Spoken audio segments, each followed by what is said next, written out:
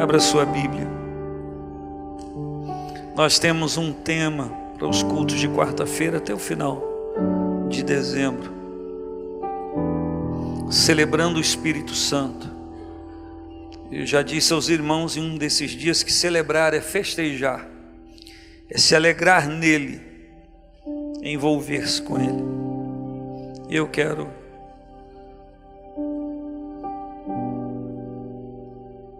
pedir que você abra em Gálatas 5.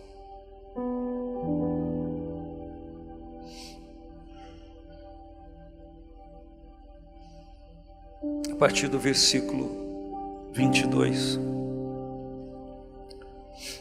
Quando o texto diz: o fruto do Espírito é amor, gozo, paz, longanimidade, benignidade, bondade, fé, mansidão, temperança. Contra estas coisas não há lei. E os que são de Cristo, e os que são de, vire para o seu irmão e diga: os que são de Cristo, diga para ele, para ela, os que são de Cristo crucificaram a carne com as suas paixões e concupiscências ou cobiças. Se vivemos no Espírito, andemos também no Espírito. Não sejamos cobiçosos de vanglórias, irritando-nos uns aos outros, invejando-nos uns aos outros. Ore comigo. Senhor, nós te agradecemos, nós te louvamos pelo privilégio de podermos celebrar ao Senhor e a tua presença em nossa vida. Obrigado pelo privilégio da comunhão com o Senhor e com o teu Espírito. E obrigado também por estarmos no templo e por cada irmão que não pode estar aqui, não pôde, e que está também nesse momento celebrando conosco nesse culto ao Senhor. Muito obrigado por esse tema geral do ano, dependência do Senhor. Muito obrigado por nesse mês de novembro poder estar fitando, olhando a vida de João, aquilo que o Senhor operou em sua vida, as transformações do Espírito em sua vida. E obrigado por estar nesse culto de quarta-feira celebrando o Espírito Santo e declarando em nome de Jesus Cristo que o Espírito Santo é a nossa força, o nosso poder, é a virtude presencial divina na nossa vida. Nós reconhecemos isso e te agradecemos em nome de Jesus. Quem diz amém? Amém, graças a Deus. Nós temos aqui trabalhado esse tema, celebrando o Espírito Santo. Por aqui tem passado irmãos, pessoas pregando a palavra de Deus. E eu quero pensar com você hoje nesse tema, nessa ideia, nesse título que nós temos, celebrando o Espírito Santo. Nós sabemos que o Espírito de Deus nunca esteve parado. O Espírito de Deus é um espírito de movimento. A Bíblia diz que no princípio criou Deus os céus e a terra era sem forma e vazia, e haviam trevas sobre a face do abismo, porém o Espírito de Deus se movia sobre a face das águas. O Espírito de Deus não é um espírito inerte, não é um espírito paralisado, não está trancafiado. Quando o Senhor quis dizer a alguém, ele falou a Nicodemos acerca da obra do Espírito Santo que faria na vida das pessoas. Está em João capítulo 3, ele disse que todo aquele que nascido do Espírito, ele não só vence o mundo, mas ele é como um vento. O vento, você não pode determinar que ele pare, você não adianta colocar a plaquinha que ele não sopre aqui, ele é livre. E a Bíblia diz que Jesus Cristo disse: assim é todo aquele que é nascido do Espírito. Ele tem um poder nele, ele tem uma autoridade nele, presente na vida dele, para não se deixar prender por nada, trancafiar por nada. A história dos homens de Deus, narrados no Antigo Testamento, mostra os profetas em oposição a gente que não cultuava a Deus, e esses profetas de quando em vez, como homens também no Novo Testamento, discípulos de Cristo, apóstolos, eram presos, eram trancafiados, eram ameaçados, mas a Bíblia mostra que eles podiam prendê-los, como prendeu a Jeremias num cepo, como prendeu vários outros, como prenderam alguns discípulos, como trancafiaram discípulos na cadeia. Pedro, eles estavam fisicamente paralisados no lugar, mas o Espírito de Deus estava livre na vida deles. O testemunho não cessava, a palavra não cessava, em nome de Jesus Cristo. Então nós entendemos que na vida humana existem restrições, limitações para nós, fisicamente falando, mas o nosso espírito é livre. O nosso espírito é livre em nome de Jesus. Cadê você para levantar a sua mão e dizer: o meu espírito é livre, o meu espírito é movido pelo Senhor, pelo Espírito de Deus? Você pode dizer amém a isso? Amém. Só que quando nós imaginamos, nós somos uma igreja pentecostal, cremos na manifestação do Espírito Santo para hoje, nós não somos cessacionistas. Não é sensacionistas, é cessacionistas. É uma corrente teológica de cessação, que diz que o Espírito Santo cessou a sua obra, como no dia de Pentecostes. Nós não somos desse tipo de gente. Nós acreditamos na verdade bíblica. Nós entendemos o porquê a manifestação do Espírito Santo. A manifestação do Espírito Santo foi uma concessão divina que Jesus Cristo disse. Ele disse: eu vou para o meu Pai, não vou deixar vocês órfãos, vou enviar o outro Consolador, o Espírito Santo da parte de Deus. É loucura como crente imaginar que a obra do Espírito Santo cessou, que a grandiosidade do Espírito Santo cessou. Eu vou além. É impróprio pensar que a obra do Espírito Santo cessou, e muito mais, que ficou só no que está escrito aqui. Se o próprio Jesus disse: aquele que crê em mim fará as obras que eu faço e as fará maiores ainda. Olha para cá, como que euzinho e vocêzinho vai fazer uma obra maior do que o Senhor Jesus Cristo fez, sem a unção do Espírito Santo, sem os dons espirituais? Isso é loucura, é doideira, é atirar contra a própria sorte. Se o próprio Jesus disse, Lucas escreveu no capítulo 4: o Espírito do Senhor Jeová é sobre mim, e me ungiu. Ele está na minha vida, me ungiu para evangelizar, me ungiu para curar, me ungiu para libertar. Como se ele, o Senhor Jesus, diz que ele estava nele. A Bíblia fala que no capítulo 3, finalzinho de Mateus, ele escreve que Jesus foi batizado no Rio Jordão por João Batista, e ele saindo das águas, o céu se abre e o Espírito do Senhor desce sobre Jesus como pomba. Como pomba, é uma semelhança. Não desceu pomba, como pomba. Por quê? Se fosse como uma águia, seria assim, como pomba, suave. Manteiga no pão. Lembra quando você passa manteiga no pão sem pressa, com a mão mole? Manteiga no pão, como pomba. No Pentecoste, veio com poder, com autoridade. Por quê? Porque precisava fazer barulho, precisava ver coisa visível, manifestação visível. Por quê? Porque era um projeto de Deus, que descesse o Espírito Santo naquele momento, para causar um impacto em Jerusalém, que estava num momento de festa, e ali havia uma conglomeração de pessoas que vieram a Jerusalém para celebrar. Então Jesus queria impactar com o seu Espírito, batizando os seus discípulos, para que aquilo fosse estrondoso, a tal ponto de, eu estou aqui com o microfone, essa igreja aqui, com todas as cadeiras e botando mais, tipo o que estava aqui lá no musical do sábado, tinha aqui umas 900 pessoas, 950, ela cabe mais.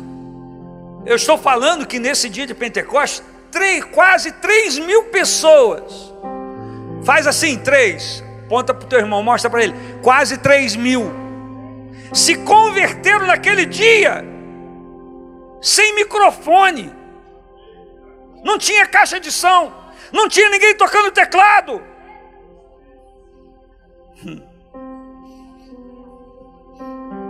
A caixa de som era o pulmão daquela gente, a glorificação, a celebração. Só que tem um pequeno detalhe: eles estavam dentro do cenáculo com medo de serem presos. E quando o Espírito Santo veio, soltou eles.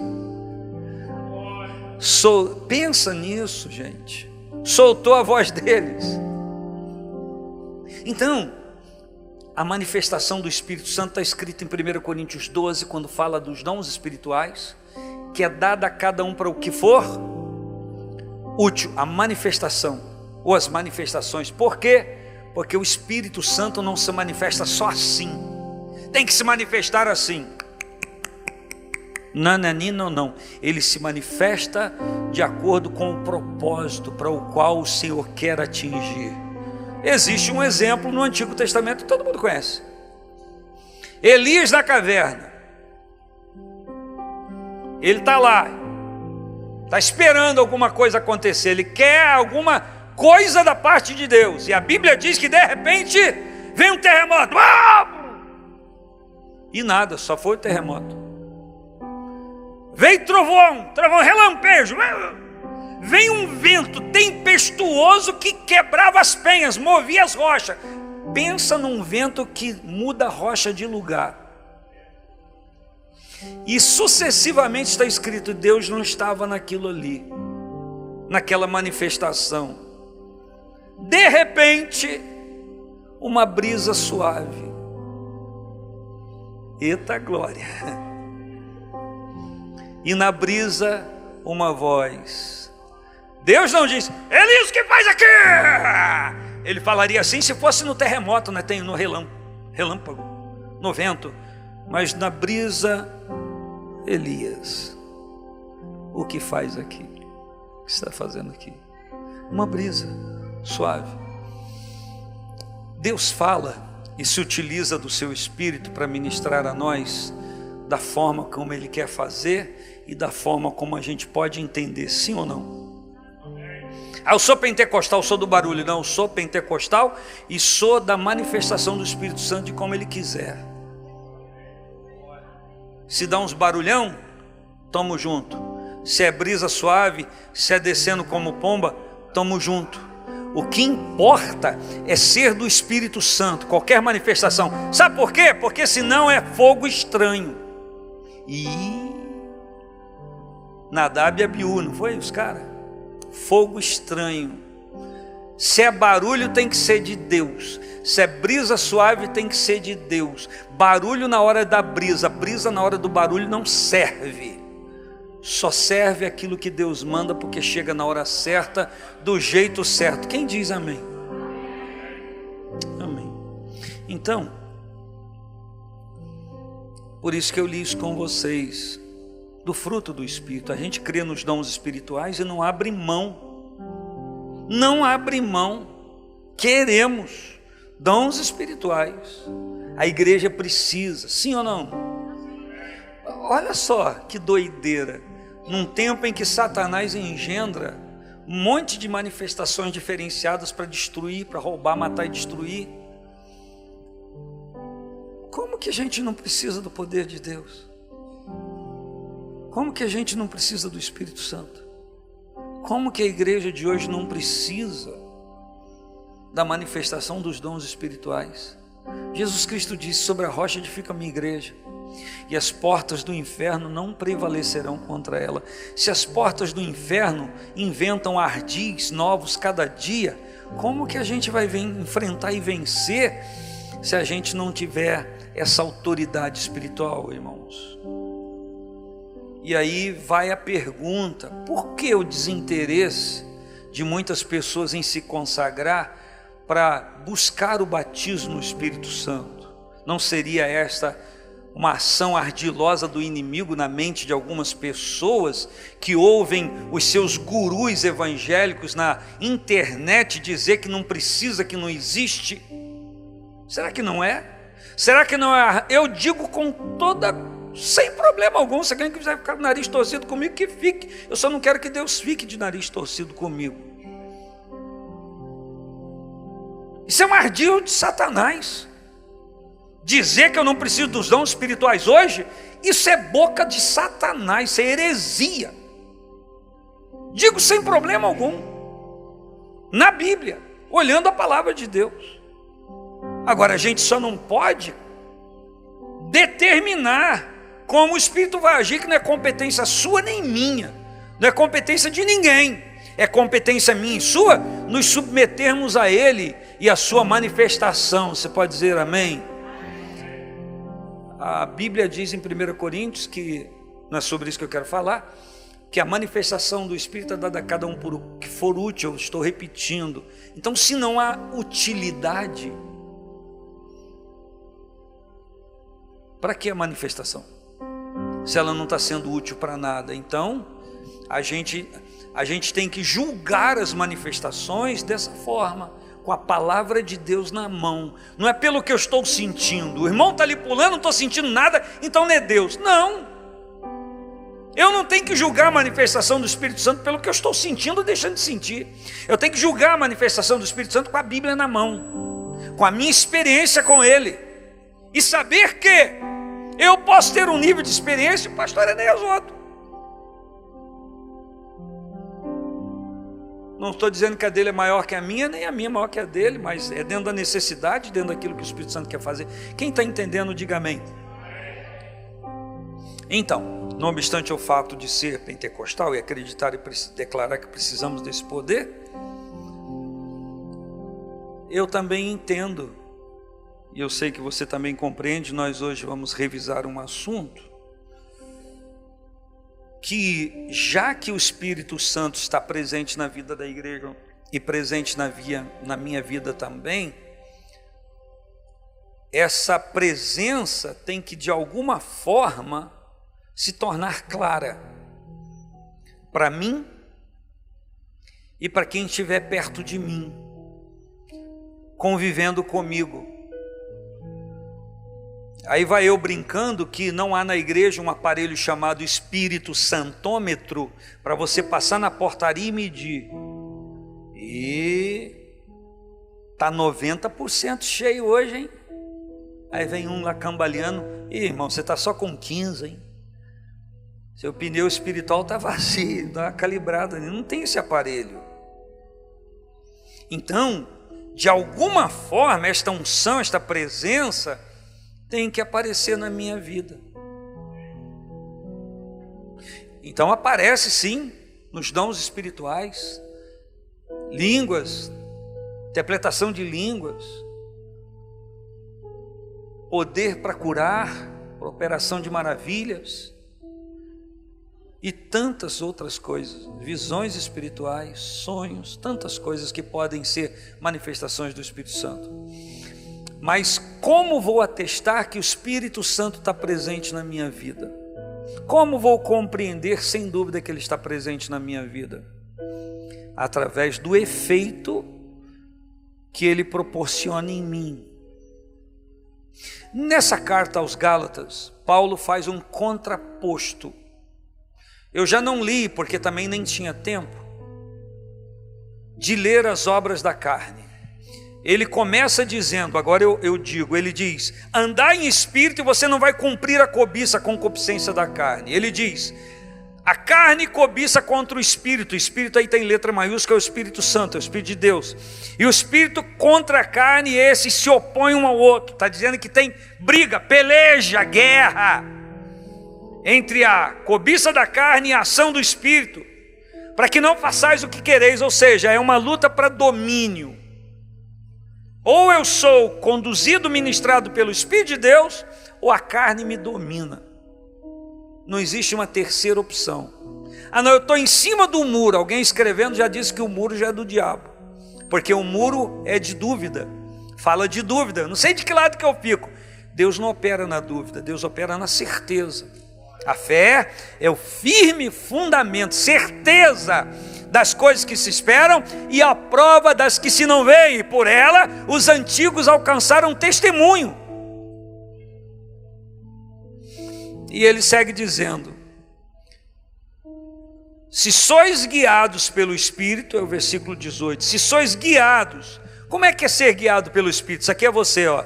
Você é esse pedestal aqui. Como é que é ser guiado pelo Espírito? Teve um pessoal aí que no sábado aprendeu o que é ser guiado. Quer ser guiado pelo Espírito? Meu filho, vai para a direita. Senhor, para onde eu vou agora? Vai em frente. Para onde eu vou agora, Senhor? Vai para a esquerda, aqui. E agora? Vai para cima. E agora? Vai para baixo. Guiado. Ser guiado, alguém que se deixa guiar. Alguém que se deixa conduzir. A Bíblia diz, se sois guiados pelo Espírito, se o Espírito está te guiando, você não está debaixo da lei. E aí ele fala em consonância, isso é uma sequência, ele fala, porque as obras da carne são manifestas, elas aparecem. E aí ele traz uma relação de manifestação da obra da carne que você deveria olhar com mais carinho. Porque se algum desses itens aqui, dessas atitudes estão presentes na vida de uma pessoa, é sinal que tem obra da carne agindo nele. E ele não, ou ela não está sendo guiado pelo Espírito de uma forma eficaz. Não está. Mas logo a seguir ele diz, porém, mas, em contraposto, o fruto do Espírito é, e aí ele traz a relação que eu já li com vocês, e o versículo 24 diz que os que são de Cristo crucificaram a carne. Está aqui a carne, isso aqui é a cruz. Fazer uma cruz aqui, meu Deus, não sei fazer uma cruz. Deixa, imagina que isso aqui é uma cruz. Crucificou, pá! Cravou ela na cruz, está ali, a obra da carne está ali. Ou seja, cravou na cruz, ela não está mais presente em mim. Então, se você olha nessa relação, tem inveja na sua vida, isso é obra da carne, não é o Espírito agindo em mim. Pega a inveja e vai na cruz de Cristo e crau! Eu crucifico isso, a inveja não vai agir mais na minha vida. Eu anulo esse espírito, essa ação na minha vida, por quê? Porque eu sou de Cristo, e eu crucifico a obra da carne ali. Perceba, obra da carne, aquilo que você faz, que é intensificado, que é temperado pelo espírito maligno, e fruto do Espírito. Perceba, obra da carne, natureza carnal, obra da carne, você faz, você não precisa nem do diabo para te ajudar.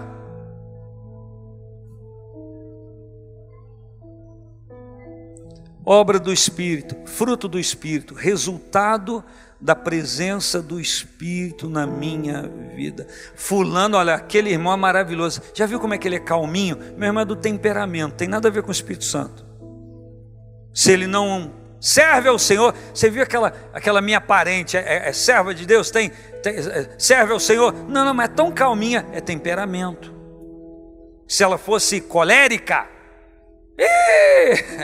ia regalar o olhão assim, igual as pessoas fazem. Sanguíneo, é o temperamento. O segredo da manifestação da obra do Espírito, do fruto do Espírito, é quando há alguma coisa na sua vida que precisa de controle, e que você não consegue controlar por você próprio, você não tem domínio sobre isso, e você enxerga e pede ao Espírito Santo para trazer solução. O Espírito Santo presente na minha vida traz toda a solução para eu mudar de vida e para ser alguém que agrade primeiramente a Deus, que agrade a mim e que agrade as pessoas que estão próximas de mim. Quem diz amém? Então, uma é obra da carne, é produzido pela carne, outra é fruto do Espírito. Precisa ter o Espírito Santo na vida para conseguir realizar. E eu quero falar sobre isso, e até me preparei para falar sobre dos aspectos do fruto do Espírito, porque tem aqui 9 aspectos. Você já sabe disso, não dá a entender pela leitura, e depois você pode ver mais caprichadamente em casa, você que está em casa, já está vendo aí na sua casa, que não é algo que me é concedido o amor e não a paz, que é me concedida a longanimidade, que é a capacidade de ser tardio, irar-se, para benignidade, que é a capacidade de não desejar mal a ninguém, nem produzir o mal para ninguém. É interessante frisar que isso aqui fazem parte, esses aspectos do fruto do Espírito, faz parte dos atributos de Deus.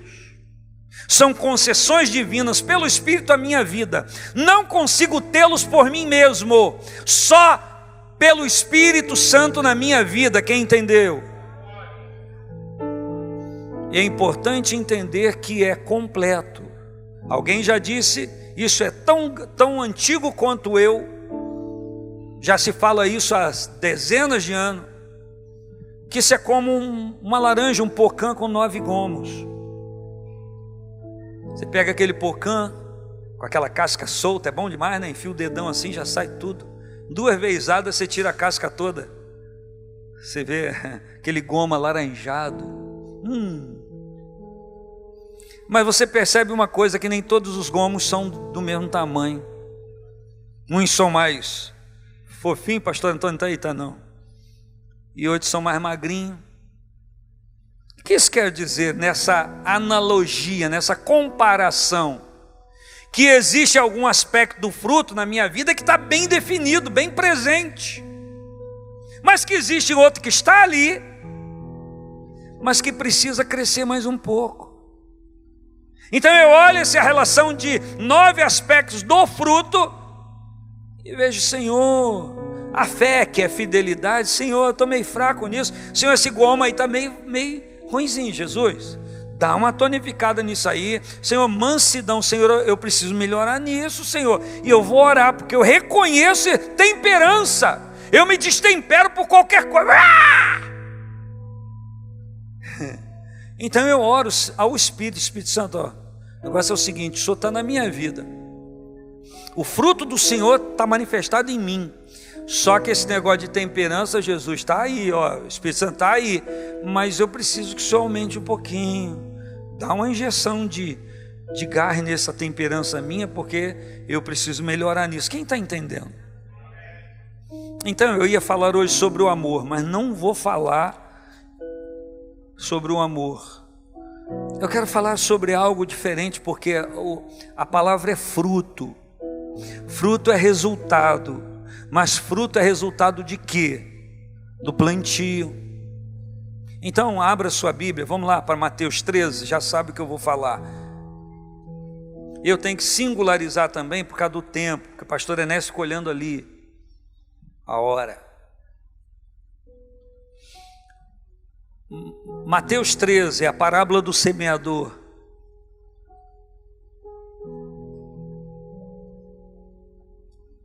Eu vou ler a parábola, vou ler depois o discernimento que Jesus dá da parábola, que está no mesmo capítulo de Mateus 13, fazer algumas considerações, a gente ora, e se for do propósito de Deus que na semana que vem eu volte a falar, eu acho que é do propósito de Deus, acho que eu devo falar, já que eu estou começando com o assunto, voltar ao fruto do Espírito, que é resultado da presença do Espírito de Deus na nossa vida.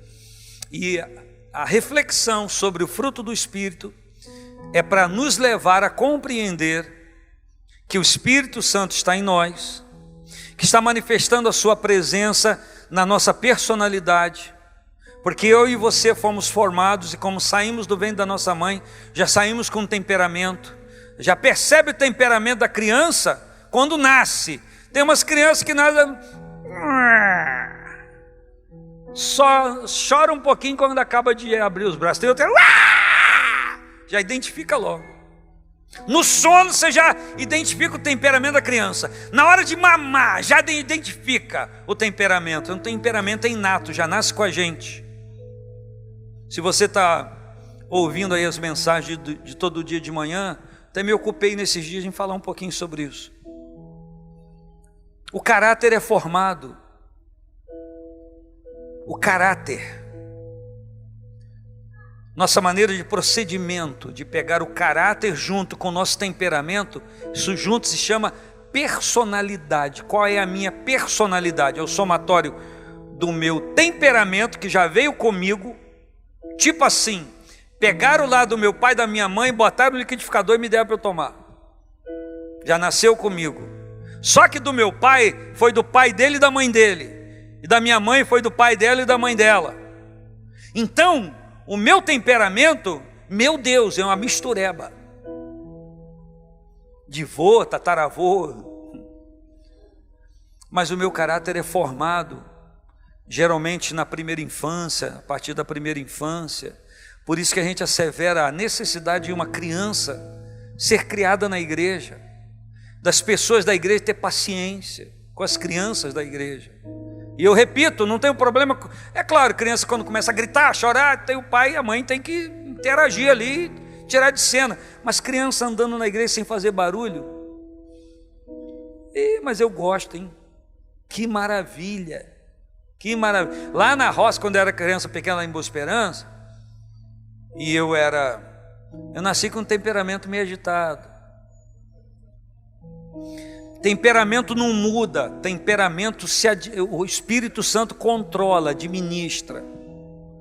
Então, o Simar está fazendo assim com a cabeça por quê? Estou te entendendo? É verdade, é verdade. Então tinha um diácono lá chamado Silvério. Quando eu estava na igreja muito agitado, ele, vem cá, me chamava. Eu gostava dele, me botava sentado no colo dele. Eu acalmava, beleza, ficava quieto, aí ele pouco me soltava de novo. Eu começava de novo, ele, vem cá, pegava de novo. Afeto, carinho, coisa boa. Sem esses torpores na mente de hoje. Se hoje um diácono pegar uma criança e colocar no colo, pai e a mãe já...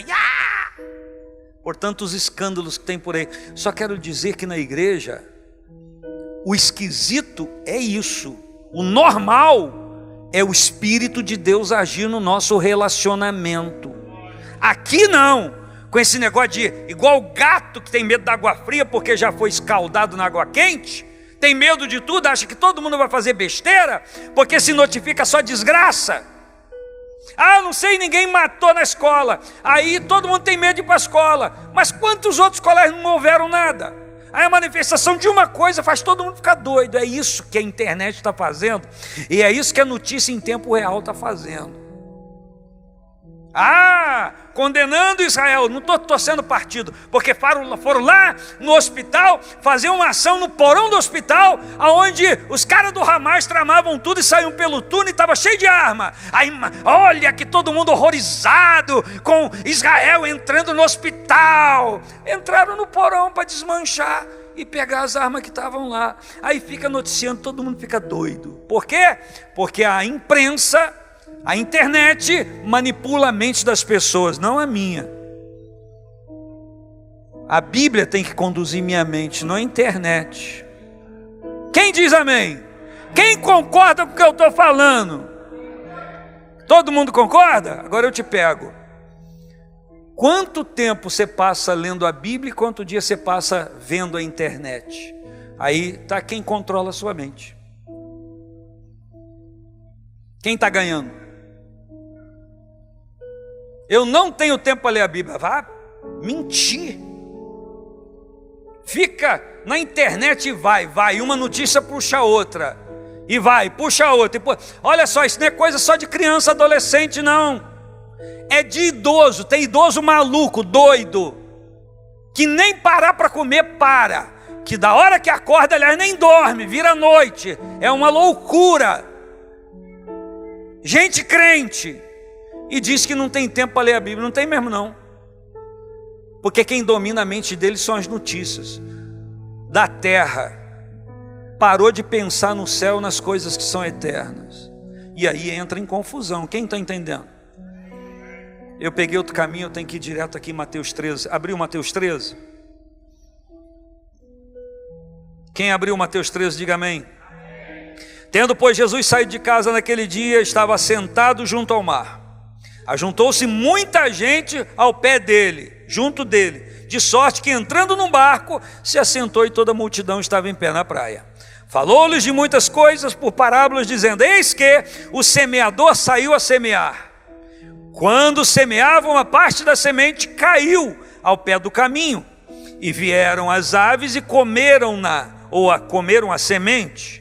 Outra parte da semente caiu em pedregais, onde não havia terra bastante, e logo nasceu, porque não tinha terra funda. Mas vindo o sol, queimou-se e secou-se, porque não tinha raiz. E outra caiu entre espinhos, e os espinhos cresceram e sufocaram-na. E a outra caiu em boa terra e deu fruto, uma 100, outra 60, outra 30. Quem tem ouvidos para ouvir, que ouça. Quem aqui tem ouvidos? Não está falando de orelha, está falando de audição natural, está falando de audição espiritual, compreensão, atenção, foco. Ele de novo fala: quem tem ouvidos para ouvir, que ouça. É uma frase repetitiva nas cartas de capítulo 2 e 3 de Apocalipse, depois só você vê. E E aí perguntaram por que fala de parábola. Enfim, eu não vou entrar nesse detalhe, mas o versículo 15 diz assim: o coração desse povo está endurecido, e ouviu de mau grado com seus ouvidos, fechou os olhos, para que não veja com os olhos, e ouça com os ouvidos, e compreenda com o coração, e se converta, e eu os cure. Olha que coisa extraordinária, olha o que está escrito aqui. Meu Deus, esse povo está endurecido, coração endurecido. Primeira característica do povo: coração endurecido. Diga, coração endurecido. Ouviu de mau grado com os seus ouvidos. Você sabe o que é ouvir de mau grado? O que é ouvir de mau grado? Sem interesse, sem atenção, sem prestar atenção, sem querer cumprir. Ouviu de mau grado. Não tem gratidão, não tem prazer naquilo ali. Ouviu de mau grado com os seus ouvidos, fechou os olhos para que não veja, e ouça com os ouvidos, e compreenda com o coração, com a mente, com o entendimento, e se converta, e eu os cure. Então Jesus está dizendo para que a palavra é enviada? A palavra é enviada para cura, porque vai haver um processo de conversão. Por quê? Porque vai haver um processo de compreensão. Então há um processo de compreensão, há um processo de conversão e há um processo de cura. Diga após mim então. Diga: compreensão, conversão e cura. Vai, abre o dedo assim, abre a mão para sua irmã, para o seu irmão, fala assim: compreensão.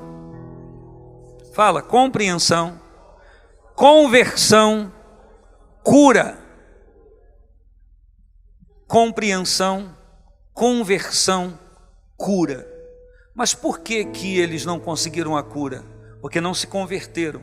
Por que não se converteram? Porque não compreenderam. Por que não compreenderam? Porque não ouviram. Porque não viram. Não entenderam.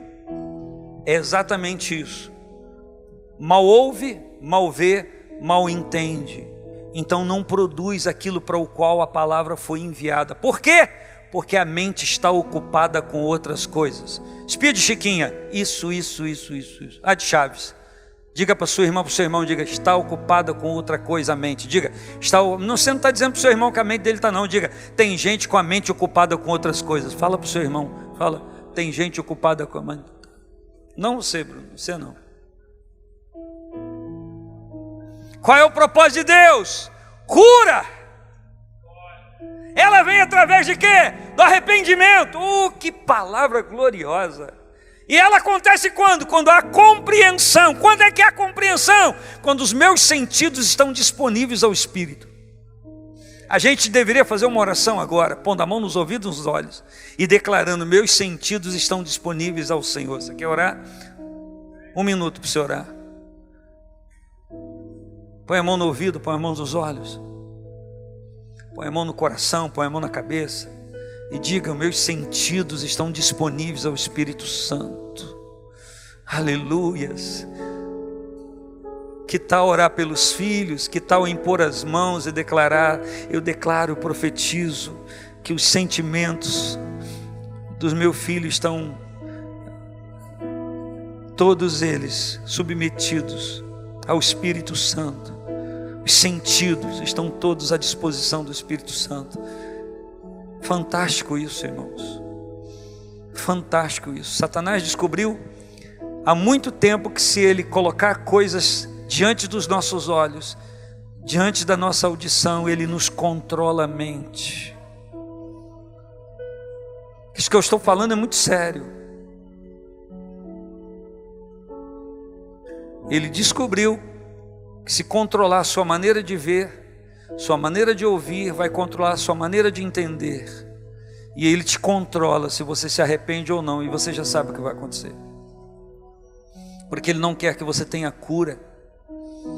Ele não quer que você seja curado. Você que está em casa, não quer. Mas em nome de Jesus, na minha vida ele perdeu. Eu estou falando por mim, eu estou levantando a mão dizendo: na minha vida ele perdeu. Na minha vida ele perdeu, em nome de Jesus. E aí Jesus explica a parábola. Escutai, o versículo 18 diz: escutai, pois, a parábola do semeador. Que coisa linda isso. Não é lindo, irmãos, isso aí? Sim ou não? Não é porque eu estou falando, mas eu estou valdimirado comigo. Eu tenho orgulho da minha simplicidade. Eu estou orgulhoso da minha humildade. Ouvindo alguém a palavra do reino, versículo 19, e não a entendendo, vem o maligno e arrebata o que foi semeado no seu coração.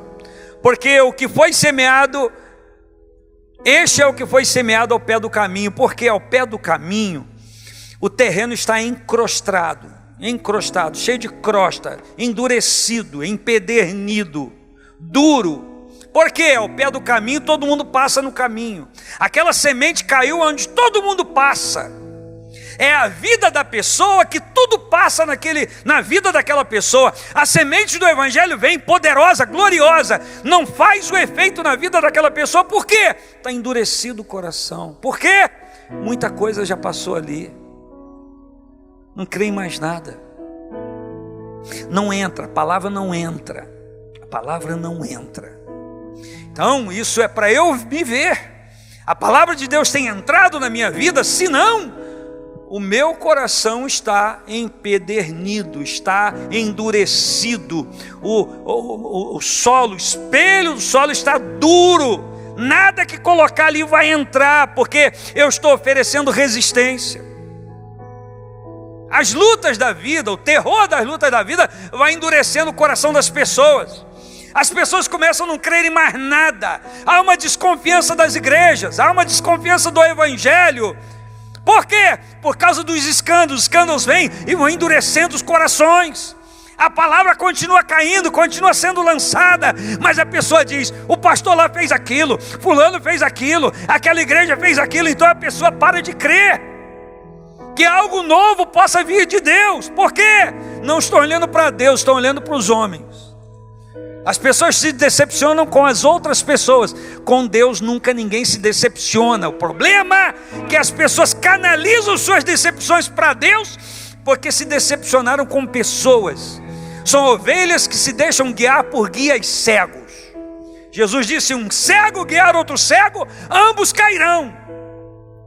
Mas eu quero lhe dizer que o meu Senhor não é cego. Eita glória!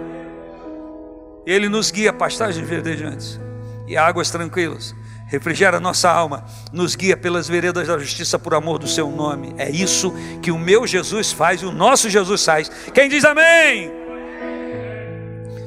Segundo, que foi semeado e caiu no lugar de pedra, num terreno de pedra. Você sabia que uma tática de guerra antiga, para arrebentar com a sobrevivência dos clãs e das aldeias, era o exército, quando invadia, dominava tudo, arrebentava tudo, e eles lançavam pedras no campo. Uma coisa esquisita, eu estava pensando sobre isso hoje. Eles lançavam pedras para dificultar a lavoura, a agricultura, porque era cultivo de sobrevivência, de autossuficiência. Não existia um supermercado, eles não saíam no deserto, estavam lá com luz de noite, supermercado com estacionamento, carrinho para eles comprar, não tem isso. Não tinha isso. Então era economia de subsistência.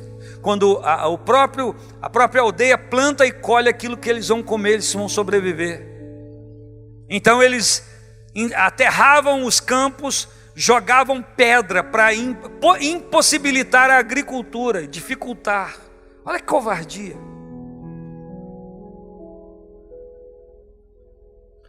O que foi semeado em pedregais é o que ouve a palavra e logo a recebe com alegria. Por que a palavra é recebida com alegria? Porque a pessoa está precisando. Então ela recebe a palavra com alegria. Por quê? Porque a palavra é uma novidade na vida dela. E é tudo que ela precisava. Então ela recebe com alegria. Mas não tem raiz, o versículo 21 diz, mas não tem raiz em si mesmo. Antes é de pouca duração. Por quê? Chegada a angústia, escute isso, chegada a angústia, a perseguição por causa da palavra, logo se ofende, logo se escandaliza.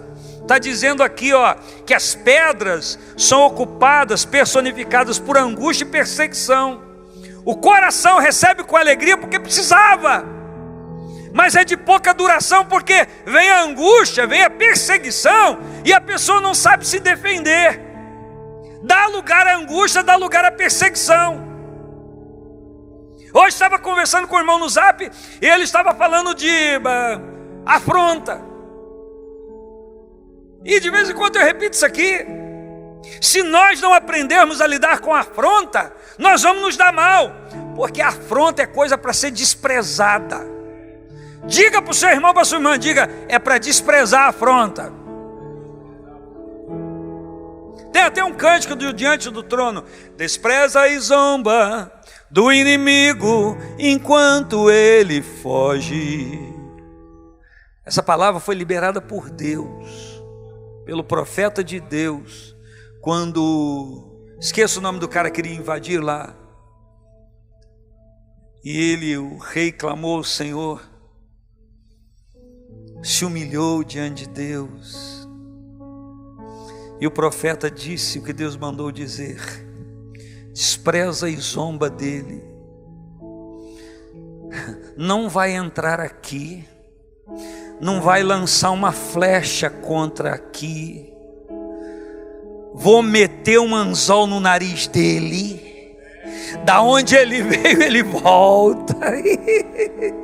Oh, glória ao nome do Senhor!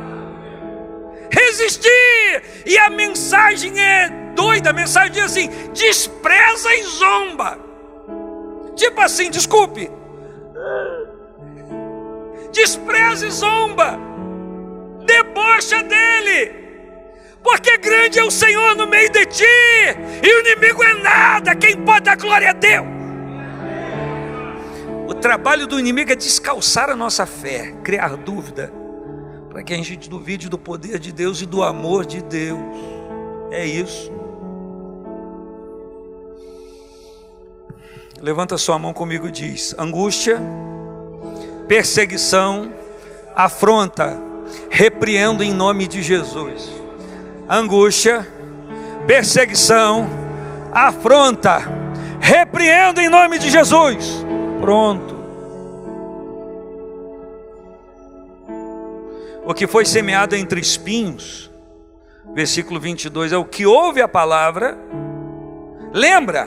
Ouvir, ver, entender,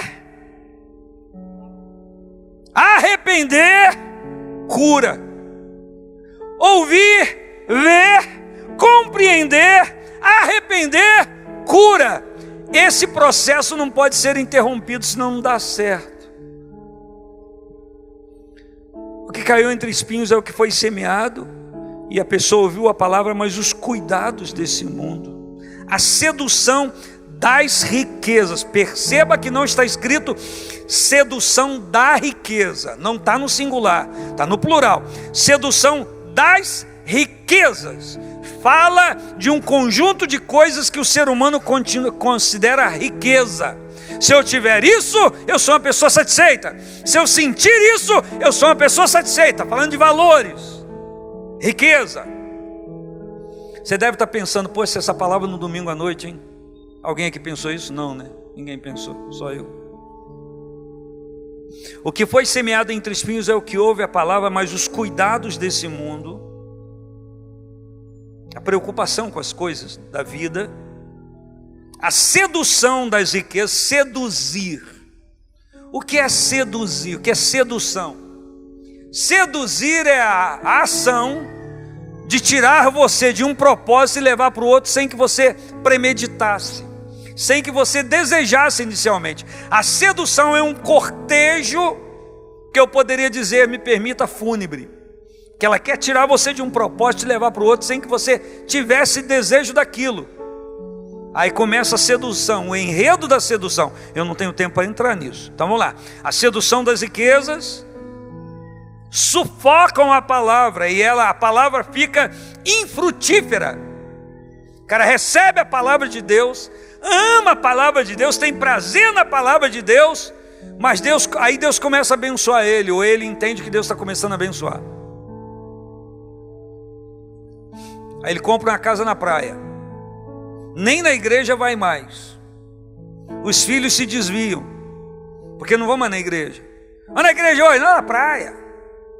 Tem alguma coisa errada em ir na praia, ter uma casa na praia? Se você tem algum problema com casa na praia, desde que não seja um estorvo, pode me dar ela, não tem problema, eu fico com a casa. Não vou lá, mas vou vender, porque não tem tempo. Então olha só, Deus aqui não está falando que você não pode ter as coisas. Deus está falando que você não pode colocar o coração nas coisas. Quando você coloca o coração em qualquer coisa que não seja Deus primeiramente, deixou de amar a Deus sobre todas as coisas, acabou. A vida vai de ladeira abaixo. Lembra, na roça, você nunca andou, lá na roça a gente fazia lambreta. Lambreta de roda de madeira, revestida com pneu velho, de carro, de caminhão. Fazia a roda geralmente era meio oval, com rolimã por dentro, e um sistema de freio ABS, que às vezes soltava o prego da catraquinha e não tinha mais freio, você tinha que frear com o pé na rodinha. E a gente subia lá no alto e descia, vazado. Era comum não conseguir fazer a curva. E aquilo escorregava igual esqui, na areia, coisa linda. Chegava em casa todo arrebentado, tudo esfarelado, sangrando. Que coisa maravilhosa. Só em sentir me dá um prazer de não estar lá. Então, a Bíblia está dizendo que os cuidados do mundo, vamos relembrar? 1 João capítulo 2, versículo 15 ao 17. Não ameis o mundo. Repita. Eu vou dizer, você vai repetindo, eu vou pausando. Não ameis o mundo. E o que no mundo há. Porque o que há no mundo? Soberba da vida, cobiça da carne, cobiça dos olhos, não procedem do Pai. Diga para a pessoa que está do seu lado, mas do mundo. Diga, e o mundo passa, e a sua cobiça, mas aquele que faz a vontade do Senhor permanece para sempre. Por isso que a Bíblia diz para a gente não amar o mundo, nem o que no mundo há. Porque isso vai nos roubar o coração de Deus. Jeremias 29, 13 ou 14 ou 12 diz: buscar-me-eis e me achareis quando me buscardes de todo o vosso coração. Por isso tem um monte de gente querendo buscar Deus, buscando Deus, mas não está buscando de todo o coração, está com o coração dividido. Jesus disse, você não pode amar dois senhores. Ou você ama ao Senhor integralmente, ou ama Mamão, que é as riquezas do mundo, que tira o foco. Não está dizendo que você não pode ter, está dizendo que você não pode amar. Você pode ter marido, mas não ama o marido mais que Jesus, que vai dar B.O. Pode ter esposa, viu, pastor Inés? Mas não pode amar a esposa mais do que Jesus, dá B.O. Você pode ter carro novo, zero, do melhor, mas não pode amar o carro. É Jesus primeiro, senão dá B.O. Nem por isso precisa ficar sentando marreta no carro. Eu odeio, detesto que ama Jesus. Aí você é doido. Equilíbrio. Então, quando a palavra é lançada, nós nos relacionamos com Deus, mas aí o nosso coração fica dividido com a sedução das riquezas, isso sufoca o efeito da palavra dentro de nós. E aí ela não tendo o mesmo efeito, não vai produzir para o qual ela foi enviada. Por isso que num culto, até como esse que não tem tanta gente aqui, mas cada um que está aqui tem o seu valor, sim ou não? Sorria para a pessoa que veio e diga assim, que bom que você está aqui. Fala com a pessoa, olha só o meu grau de sabedoria. Vira para a pessoa que está perto de você e diz, ainda bem que você veio. Olha o meu grau de sabedoria agora. Fala assim, porque senão seria -1. Viu como é que eu estou inteligente? Isso é perspicácia. Então, por isso que num culto há várias manifestações e efeitos da palavra. Por quê? Alguns estão no celular. Estão com a cabeça no jogo do desgraçado do time que está jogando. Porque não queria ter vindo ao culto porque queria ver o jogo. Mas a mulher desafiou: tu é crente ou sei o quê? Seu homem é um pé de couve. Para ele não ser vegetal, ele veio. Aí vegeta na igreja. Está com o coração lá. Corpo presente, espírito ausente. Essa pessoa está recebendo alguma coisa? Não está recebendo, porque o coração dela nem dividido está, é o corpo que está dividido. Está entendendo? Então é por isso que há efeitos diferentes num culto com a mesma palavra. E se não ouvir, não ver, não compreender, não se arrepender, não tem cura. Por isso que tem gente que vive arrastando a perna, e não é físico, eu estou falando de coisas espirituais. Quem está entendendo? Porém, 23, o versículo diz: o que foi semeado em boa terra, está falando do coração sem espinho, sem pedra, sem encrostamento, terra afofada, arada, revolvida, preparada. Que tipo de pessoa é essa, meu irmão? É aquela pessoa que antes de sair de casa diz: Senhor, eu vou à tua casa para te adorar hoje, eu vou te louvar, Senhor, eu vou lá glorificar o teu nome, Senhor. Meu dia não foi fácil, mas eu estou com muito desejo de dar uns glória, de ouvir a tua palavra, de cultuar com a igreja. Essa pessoa já chega predisposta à adoração, ela já chega sedenta daquilo que Deus vai fazer. Quando Deus olha o coração, Deus fala assim: eu ia derramar uma porção, mas eu vou mandar mais. E ela está absorvendo, está vendo, está ouvindo, está meditando, está entendendo, está sentindo tudo aquilo ali no Espírito, está se arrependendo, está confessando, está se restaurando em Deus, e Deus completando uma grande obra na vida daquela pessoa.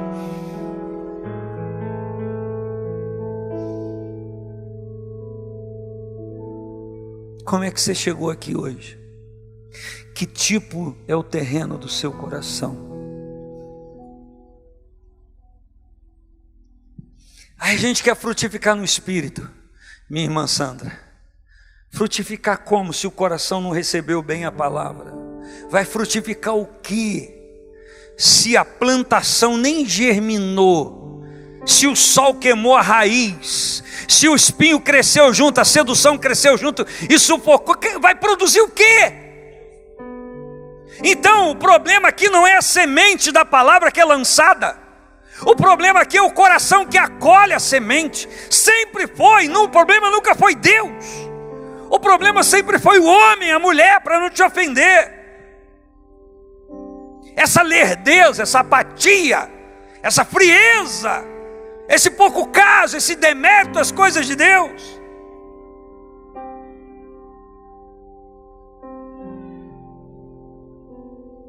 E depois ainda quer que a mensagem seja maravilhosa, glória. A mensagem pode ser maravilhosa. Ao invés de eu cuspir aqui, pode sair fogo, que a pessoa não vai receber, porque não está entendendo, não está compreendendo, porque o coração está longe. Jesus disse: esse povo me honra de lábios, mas o seu coração está longe de mim. E aí ele começa a semelhar. Quando Jesus começa a semelhar aquela situação, a coisa pega, meu irmão Maicon. Ele diz: vocês são como sepulcro caiado, que por fora caiado, foi caiado, embranquecido, pintaram de branco. Caiou, está branco, mas por dentro está podre, cheira mal. Não abram, por favor.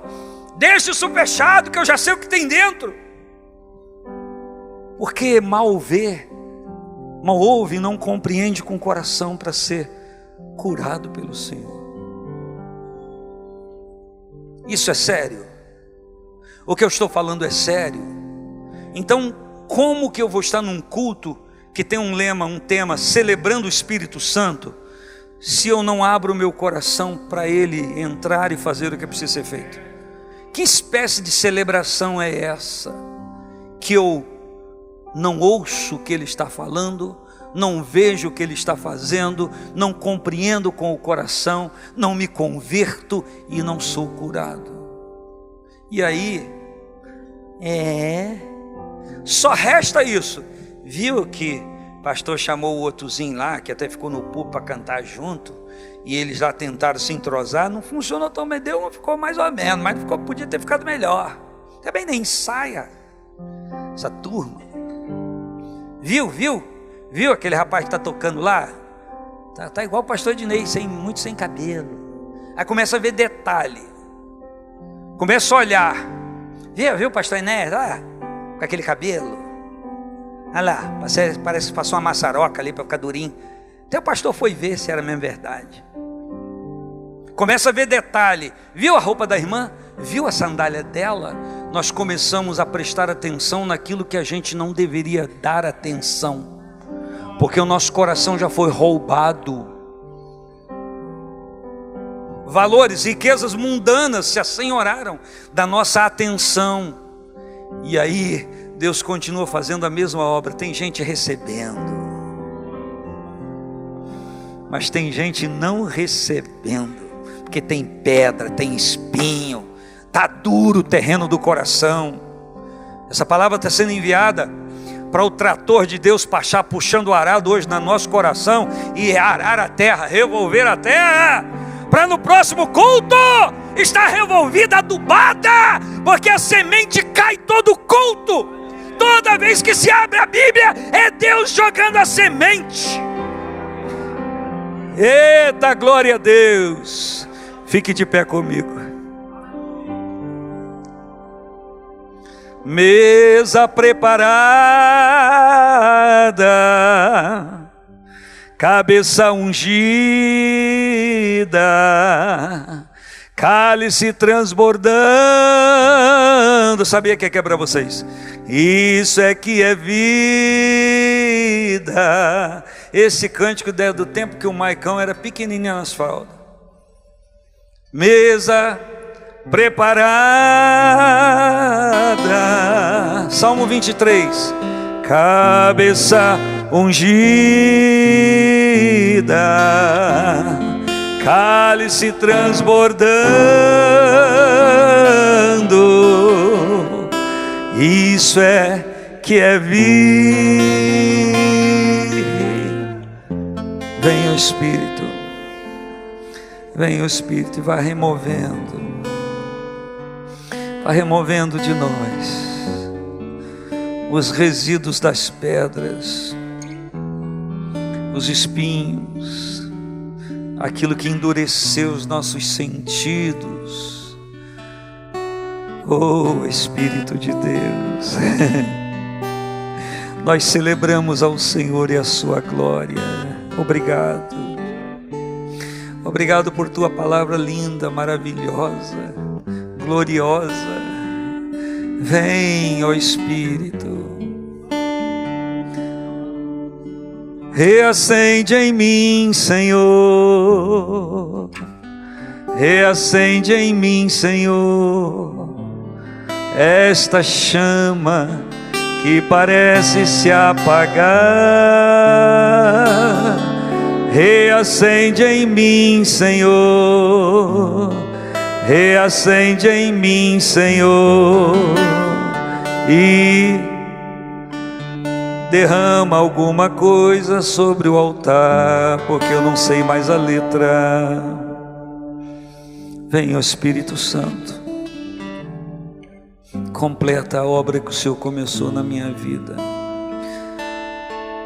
Ó Deus, que cada um esteja agora em oração por si, clamando ao Senhor, para que nos seja completado aquilo que é propósito do Senhor. Nós entregamos nosso ser ao Senhor mais uma vez, porque nós queremos que o propósito do Senhor seja plenamente alcançado em nossa vida. Nós queremos confessar e tudo que for preciso ao Senhor. Nós queremos compreender, nós queremos entender a tua obra.